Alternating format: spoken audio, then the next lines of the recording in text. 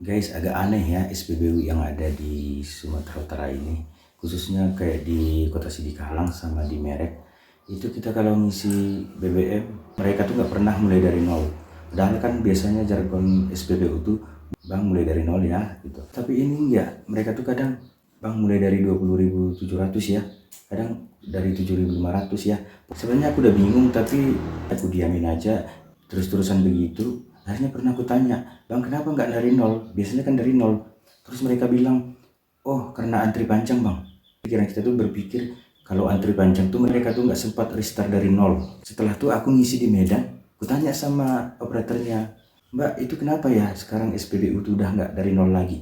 Maksudnya gimana bang? Katanya, ya sekarang aku kalau ngisi BBM mereka nggak dari nol lagi, tapi udah mulai dari angka yang terakhir orang ngisi sebelum kita gitu. Oh nggak ada bang, aku nggak pernah tahu bang kayak gitu katanya. Iya ini fakta loh, bilang gitu. Terus mereka bilang, oh itu mungkin ada permainan itu bang. Kalau misalkan alasan antri panjang itu nggak susah untuk mulai dari nol lagi. Jadi mungkin orang tuh bermain atau gimana aku nggak tahu bang. Kemungkinan besar itu ada permainan di sana katanya.